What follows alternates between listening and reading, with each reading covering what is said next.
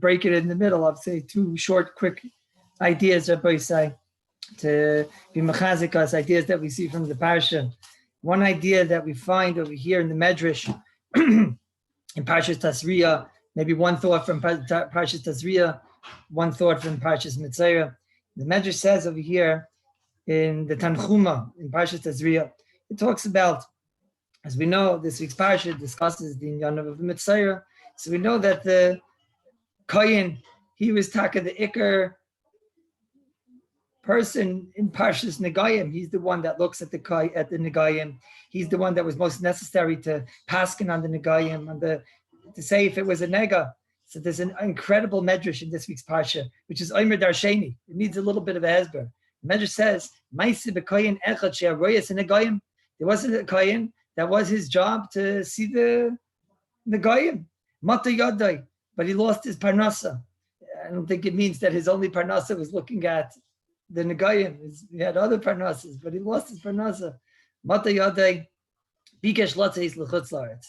So he decided to, what do you do when Parnas is not going? You go to Chutz La'aretz, right? Why do any of my younger go back to America? Why do they go to Chutz La'aretz? They go to make a Parnasa. So he also decided he was going to have to leave Eretz Yisrael to go to make a Parnasa. Karali Ishtai Omerla. So he told his wife, listen, you know that I'm the big person that looks over here at Negayim in the shtetl. B'shvil shebnei adam regilim lava yatzli l'roises and Negayim. Maridik Medrash. I'm the one that looks at the Negayim in town. So it's difficult for me to leave the city. So he told his wife, I'm going to teach you how to look at Negayim. So he taught his wife, what's the chachma? You're looking if somebody's going to come to the door and they're going to ask you, is this a nega? Is it not a nega? So you'll be able to tell them. In Ra'isa, you tell them like this. In Ra'isa, Sairoi shel Adam she yovei shamayin shalai.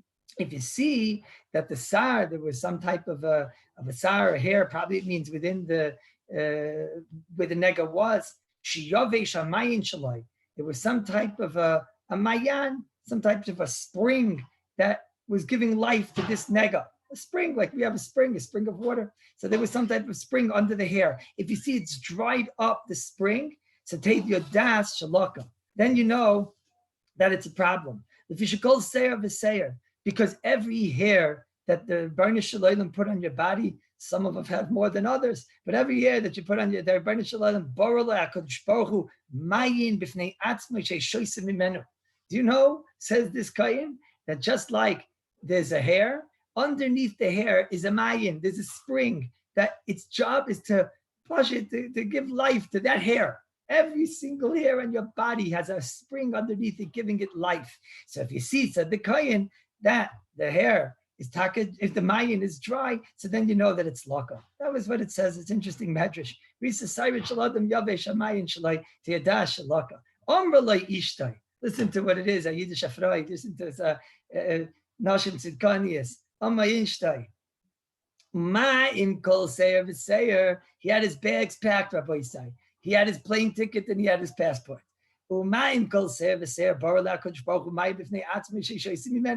If on every single hair, the Rebbeinu Shalom made on every single hair a specific mayin, some of us have thousands and thousands, tens of thousands, hundreds of thousands of hairs, and every single hair has its own spring giving it life.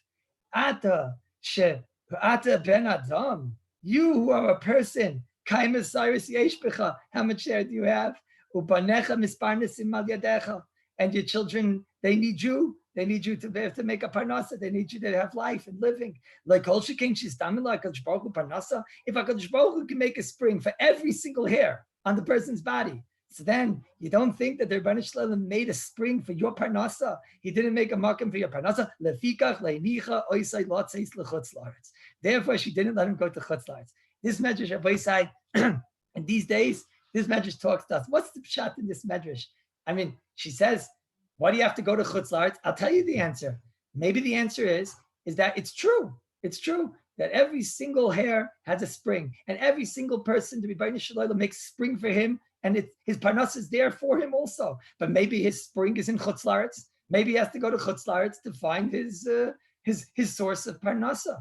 What was Nischadish over here by this Isha that she didn't know before? And I tell you, Rabbi Isai, for days before, I'm sure that this person, he was planning his trip to Chutz La'aretz, and he was planning his trip. He was probably here ready with emails and phone calls and trying to figure out how he's going to overseas, how he's going to, I'm sure already his wife knew that he was traveling. What was Nischadish now, today? All of a sudden, he comes, he tells her, I'm leaving today. And you should know, on every single hair there's a spring. On every single hair there's a spring. She chaps the gewaldige pikris. If every single hair has a spring, so then your source of parnasa is not in Chutz La'aretz. Why? Maybe the source of parnasa tak is in Chutz La'aretz. How does she know such a thing? So over here, Rabbi says, Tom, such a tremendous insight. And I want to tell you the insight in my own life. And it's thoughts like this that I think are very important today. In general, the days of Corona, we'll call them, but these days, lots of us have thoughts.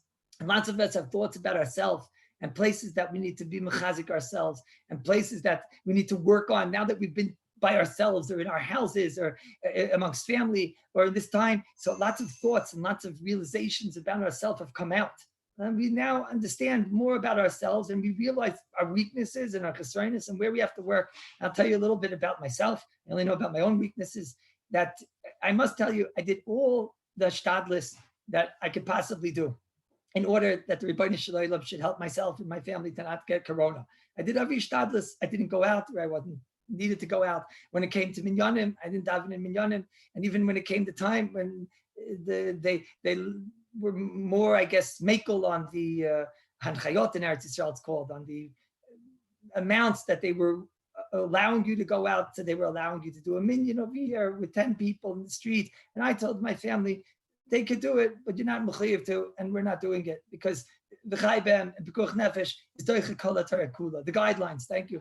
When the guidelines went down, when it came to me by shtadlis, I went to the shtadlis to what I felt the Torah would require a shtadlis. When it came to shopping, we ordered things in. I sprayed things. Every single thing that came into this house was sprayed. The children were sprayed. Everything was sprayed. I did the utmost of shtadlis, and I'm still doing the utmost of shtadlis until the Rebbeinu Shalom takes away this dreadful mageifa from us. I'm doing the utmost of shtadlis, but there was certainly a point when even when I was doing the shtadlis, I was still scared, and I was very troubled about it because then I realized that it can't be a comment that I'm doing the utmost of shtadlis and I can't do more. So then there's no makom for fear. There's no makom for pachad. Once you're doing the utmost of shtadlis, so then at that point you're in the Rebbeinu Shalom's hands. If the Rebbeinu Shalom is going to protect you at that point, you did your shtadlis, the Rebbeinu Shalom will protect you. If the Rebbeinu Shalom deems that there's a greater cause for you, so then the Rebbeinu Shalom deems that, but there's no market for pachad. And then I realized in myself that I did all these shtadlis, but I'm still scared, so I have to work on bitachon. And Bez Hashem, I'm working on it, and maybe Elam will be mechazik me, we'll work on it together maybe.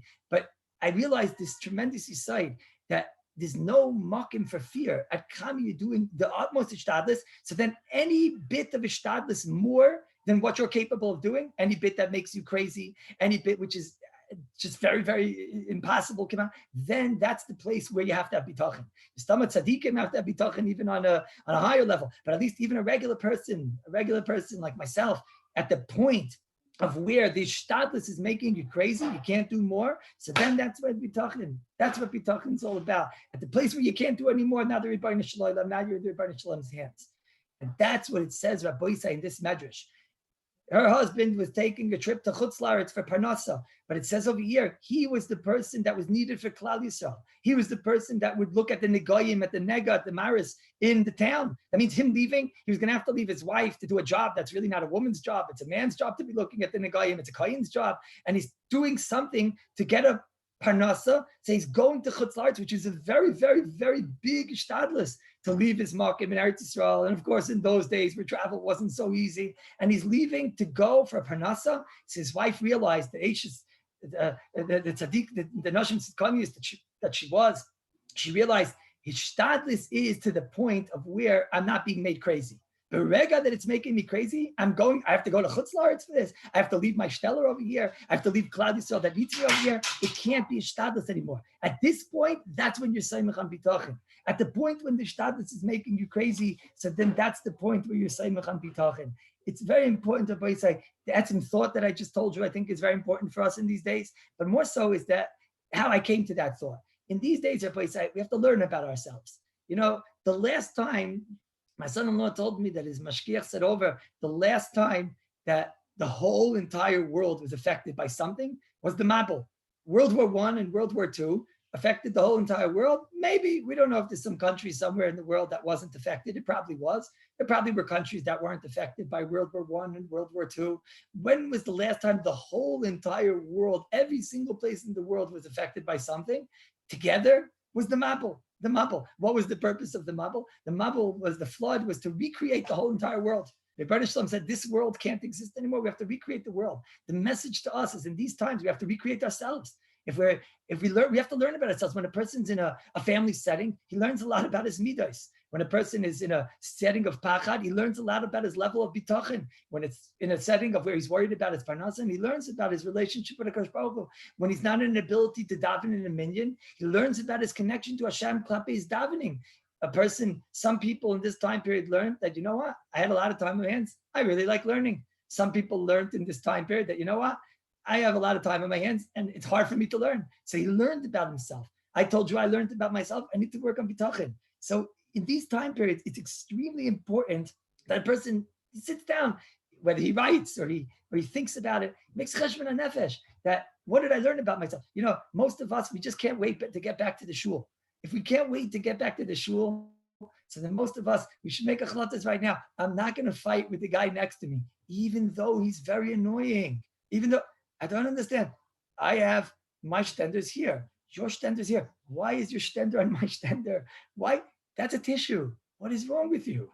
Could you please think all the things that you have a right to be upset with the guy about? If you don't have a right to be upset with him about, of course you should be mavater. But all the things that you do have a right to be upset with him about. But by the time we get back to the base medrash, think about these thoughts now. I so can't wait to get back to the base medrash. These thoughts we have to think about now, so that when we get to that point, I don't want to ever be late to shul again. I don't ever want to leave a minute early from shul again. What I would do to hear an Amen Yeshmei Rabbah together with not just 10 people, with 20 people, with 1,000 people. We have to remember these thoughts now, write them down so that we can work on ourselves now. The cheshik by the Rebbeinu Shalom is worth a lot.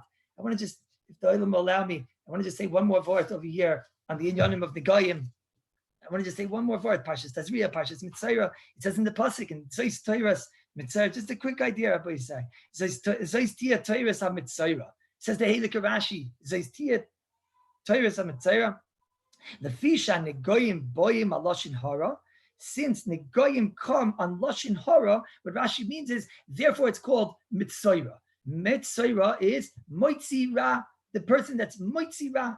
Sometimes moitzi ra is moitzi shemra, loshin hara. Sometimes it's moitzi ra. You see in the Gemara in Erev and Daf Zayin, the Goyim comes for a person, he's a damager. He's a person that hurts. The Gemara says in Erev, it comes on Shvichus Damim, a person that kills, a person that's Saras Ayin. Yiddish Lukman as a nishfaginer. He can't fagin other people. He can't be happy for other people. He wants to hurt people.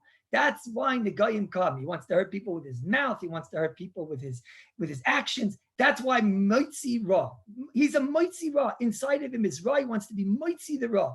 That's why Mitzayra comes. As I state in the pasuk, says the Gemara in Tainis, Davar Noira. Gemara in Tainis and Dafcha is very famous. Everybody who ever learned Hilchos Lashon Hara knows this Gemara. Chavetz Chaim brings it down. HaOmer Eish Lakish.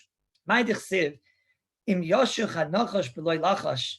If the snake comes and he bites you without anybody knowing, he just sneaks up on you and bites you. Ve'ein Yisroin LaBala Lashon. What does the pasuk mean? And there's no purpose for the Bala Lashon. Bala Lashon, the snake, he just bites you. You don't know about it, and there's no purpose in that which the person who speaks Lashon Hara does. What's going on here? Says the Gemara Moiri Dikarei, La'asid Lava in the future. Miskampseis, Uboyis, Koila Chayis, Eitzel HaNachash. All the animals are going to come to the Nachash and the Asid in the future. They're going to come to the snake. They're going to say, Ari Dairis. The lion, Ari is going to come. Ari says, me, I Dairis. Me, it makes sense what I do. I go, I rip apart my animal. Right? And then I eat him because I'm hungry. Zevi comes and he also rips apart Toyrif and does. It makes sense what I do. I'm hungry. I eat. Right? It makes sense what I do.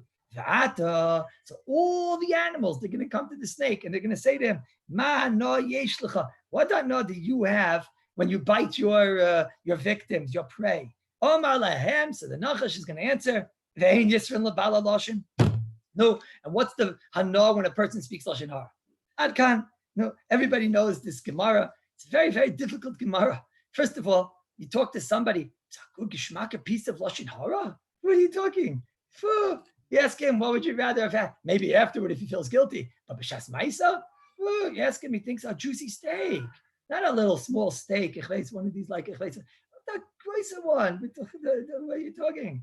A lashon hara doesn't have hana. About the lashon hara has hana. So what's the Gemara saying? That the nachash taka has no hana. The nachash has offer that the nachash eats, and there's no hana in offer. So what's the comparison? The animals came and they say, I eat, I'm hungry, it fills my appetite. Gewaldig. You, what's with you? You just bite, just a beat the bite just to hurt. So what hana do you have now? So what is the answer? Well, what hana does the Baal Lashon Hara have? But the Kash is a Pella. But the Baal Lashon Hara is tremendous hana. Go and talk to somebody who talks Lashon Hara. He tells this geschmacky, ridiculous Lashon Hara. Yummy. It was a shaila. He has to know, do I have to make a bracha acharina on such a shtickle lashon hara? What are you talking? Azal lashon hara. So this is the kasha. That's a kasha, a very famous kasha. I rarely do this in the Musar, but I'm going to quote a Gemara that you all know, Be'in, the Gemara from Baba Kama Daf Yud Zayin, very famous Baba Kama Daf Zayin, that you all learned when you're in yeshiva days, and then God make it easy enough that even the women can understand.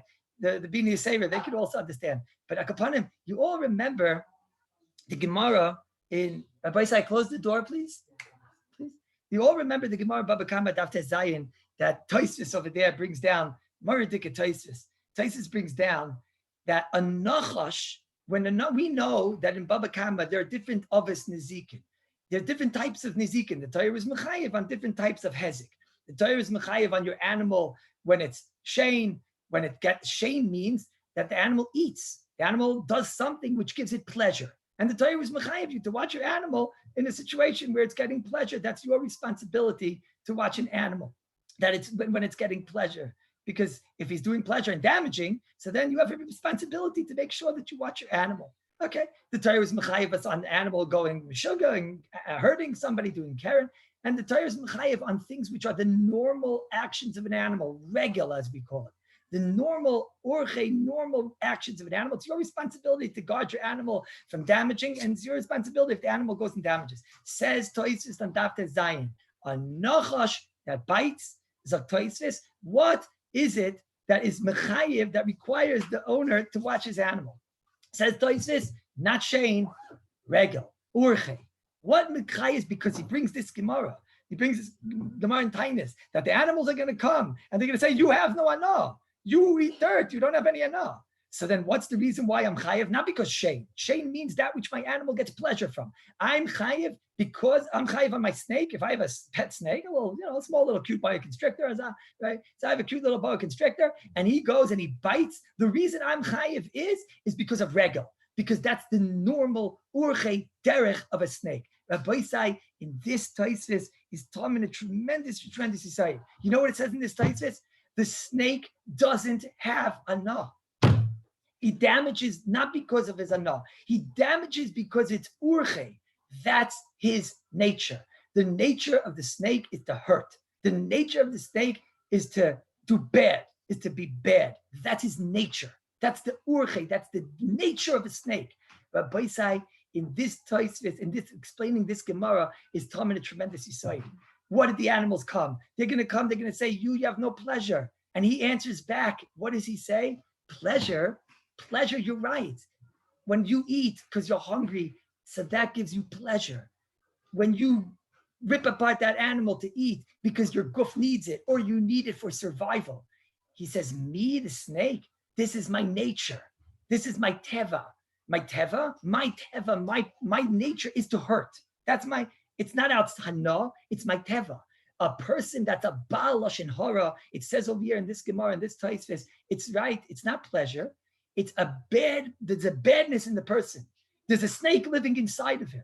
And when you have that snake living inside of him, the only pleasure that such a snake gets is being bad. It's the nature of a bad person. And Rabbi say, if a person has anah from speaking Lashon Hara, it means inside of him there's a snake. And what does it mean? Rabbi said, we're not just talking specifically about Lashon Hara over here. In these days, Rabbi said, we have to be careful. We're around families sometimes, our guard is down, And there's a snake inside of us that's the personality. Sometimes a person could let that snake take over and that becomes you. That becomes, what am I? I'm someone that likes to hurt. Not that I get pleasure. That's my personality. It's my derech, it's my urche, it's my teva, what it says over here. So that's what the Gemara is saying. You eat for the survival, etc. Me, it's my nature to hurt. If a person in these days, he was around family and sometimes a lot of the bad nature came out. So he has to realize that's a snake. Rav Chanan used to say there's a whole zoo inside there. There's a snake inside there. And if that's your nature, you have to change your nature. Your nature has to be someone that loves seeing other people happy, not loves hurting people. If you love hurting people, that's Mad Yisrael Levala Loshin. And you have to work on yourself. We have to all work on ourselves.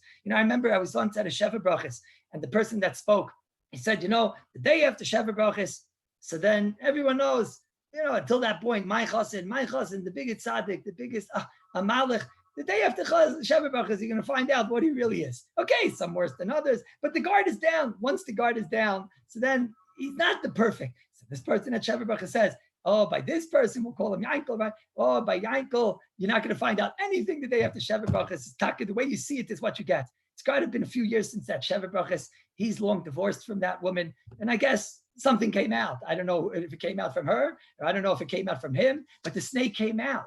The bad nature came out over there. And the bad nature, Abu Yisai. We have to work on this. A compassionate person would never get such a no. That's the answer. A compassionate person has hana and pleasure from seeing other people happy. His hana is pleasure because that's his personality, is to see other people happy. If you're the type of person that gets hana from saying lashon ra, so then it doesn't mean that you're getting hana. It means that's your personality. Your personality is to hurt. You want other people to be hurt.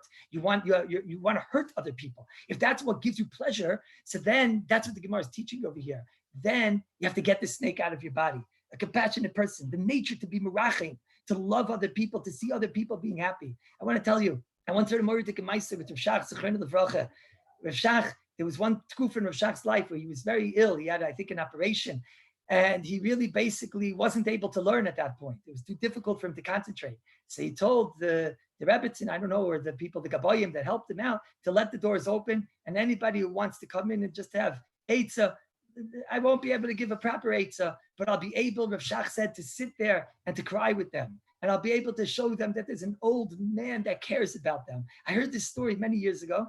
Many years ago, I heard the story when I was younger about the days that Rav Shach left open his doors, just that people can come in and cry with him, just that he could give them a lave, that there's someone in Klal Yisrael, there's an old man in Klal Yisrael that loves them and that cares about him, that cares about that person. So somebody recently heard the shiur that I gave about this. I must have said it on a shiur, that story. And he told me that you should know. I told him, I said over the story that Rav Shach those days, a compassionate person, he was the lave of Klal Yisrael. He said, I want to tell you, he said the story happened. I think he said it was somebody he even knew, that there was somebody who went to Eretz Yisrael during that time period that I spoke about. And he had a daughter that was bulimic. I think it wasn't anorexic. I think it was got a bulimic. No, I'm sorry. It was anorexic. Excuse me. He had a daughter that Nebuch Rahman al-Islam was anorexic. And she was mamish like a stick figure. It was a terrible thing. And she was getting skinnier and skinnier and less healthy and less healthy. And in her mind, she was seeing herself as this groisa mama. And then she was a groisa. And she was a kleine garnet. She was a small little thing. And she was getting sicker and sicker and weaker. Maisa, on their trip, they went to the Gedolim, like the people, like the derech of many people to go to the Gedolim to get brachas. This person went into Rav Shach. It was during this time period, and he told Rav Shach about his problem that he has a daughter. She doesn't eat, and she's very, very sick from it and anorexic, and there's nothing she could do. It's in her mind. And Rav Shach said, is she here? Is she outside? So he said, no. He said, okay, please bring her to me. Shach, God lador. Shach, God lador. Bring her to me. The next day he came to Rav Shach. And he comes inside Rav Shach. She's there. Rav Shach says to her, sit down. Rav Shach says to her, you want to make an old man happy? I don't know, obviously Rav Shach didn't speak in Yiddish, in English. He spoke in Hebrew. It said, make an old man happy. Alte Zaken. You want to put a smile on an old man's face? Right? I'm not a well man. Rav Shach told her, I'm not a well man. I'm not well. I'm a sick man. You want to make me happy? And she said, yeah, she was a little bit shy. She wasn't looking at Rav Shach Kamuvan, and she was just sitting there. So Rav Shach said to her, please, will you eat with me breakfast? Let's have breakfast together. So he said, he told whoever is there, bring in the food. Rav Shach sat there. Shach wasn't able to eat because Rav Shach wasn't well. So they brought him breakfast. They brought her breakfast. So Rav Shach said, you want to make me happy? I can't even eat. Could you eat for me? Could you eat your breakfast? And then you'll eat my breakfast. She said, no, I can't eat. I'm not eating 2 breakfasts. It's enough that I'm eating 1 breakfast. He said, okay, let's eat the first breakfast. And he sat there telling her, you have no idea how much simcha you're giving me right now. You're making an old man happy. You're making an old man happy. And the parents are made, they saw on her face that her face was shining and that she was eating with simcha for the first time. Rav Shach, they took it, they wrapped up the other breakfast. He said to her, listen, could you eat this breakfast maybe later? She said, yeah, she was asking to eat the breakfast. Rav Shach told her, listen, could you do me a favor? Could you write down on a piece of paper every single time you eat? You make a little check every time you eat and send it to me, because all of those checks, they're going to give me so much pleasure. That's a compassionate person. That's a person that has so much heart. Rav Shach cured anorexia. Rav Shach, Laser Shach, Rashiva Benovich. Rav Shach with so much love, because that's a person that wants to see other people happy. Imagine a good piece of lashon hara. Rav Shach is not going to get any pleasure from. The only person that would get pleasure is if you have a snake inside you, and that's your orche. But if the orche inside you, the derech inside you is, I want to make other people happy. So then Rabbi say, you'll get no hana from lashon hara. A yid called me today. A guy's a magid shir. He told me, you don't know. People call me. He says, what do you do? What do you tell them? They call me up, they tell me their tzaras, they tell me what's going on. He says, what am I supposed to tell them? One person is telling him how he called him up today, says, when is this going to end? His mother's now on a respirator and they don't know even what's going on with her. They called him up today. He says, what am I supposed to tell the person? I told him, you know what the answer is? The answer is Rav Shach. There's no answer. You know what the answer is? The answer is they're calling you up just to cry with you. They're calling you up and they want to see that there's an old man or a young man or somebody who's just crying back with them. That's all people want to see, Rabbi Say. You should be zeicher, Rabbi Say, that Bikarev will be able to show our Ava together, not through a computer screen, together, Be'ezus Hashem Yisparach, we'll be zeicher to be back together again, Bikarev, Rabbi Say. Should all have a good Shabbos. I'm looking forward, Be'ezus Hashem, this Sunday, we're starting the Koilel, Hilchos Bishul. Rabbi say, I wish it was in Yerushalayim Mir Kodesh. I'll be in Yerushalayim Mir Kodesh, but you'll be together with me in Mitzvah Hashem. It'll be connected through Yerushalayim Mir Kodesh. One day we'll be back together again in Yerushalayim Mir Kodesh. We're starting Bishul. We have the Marmakoimis online, Rabbi say, 4:45. We're going to have Rabbi Yitzchak said he's going to be available from after the shir to answer emails. We have chavrusas if you want online. You could go to the second Seder Koilel and we'll find you a chavrusa. The Marmakoimis are there. Everything's there. Tell a friend. If you don't have a friend, so then tell an enemy. Bez Hashem, Rabbi Say, you'll be back together again in Yerushalayim Yer Kodesh, Rabbi Say. Yerushalayim, soon we'll be back together in Yerushalayim Yer Kodesh. Rabbi Silberman will be together in Yerushalayim Yer Kodesh soon. Rabbi Elbaz will be together. Morty, you're in Yerushalayim Yer Kodesh. Rabbi Spitzer will be together again in Yerushalayim Yer Kodesh. We'll be together again, Rabbi Say. Rabbi Kallus is me. Danny, we're in Yerushalayim Yer Kodesh. We have to thank the Rebbeinu Shalom in Yerushalayim, but one day we'll all be together again in Yerushalayim Yer Kodesh, Rabbi Say. Bez Hashem. I love you all, Fishy. I love you. Rabbi Stefanski, you'll be back together with me. Rabbi Hershoff, we'll be together. Duvi, we'll be back together in Yerushalayim Yer Kodesh. Don't worry. Erwin, you're in Yerushalayim Yer Kodesh. Shalom Gutman, you'll be back. DJ, tell Debbie that we'll be back together in Yerushalayim Yer Kodesh. Levi, we'll come back together, Bez Hashem. We're going to start this man wherever you are, but we'll be together in Yerushalayim Yer Kodesh. Rabbi Shron, there's so many more Shrons now, Rabbi Say. There's more Shrons in the world now. Ben, Abba will be together in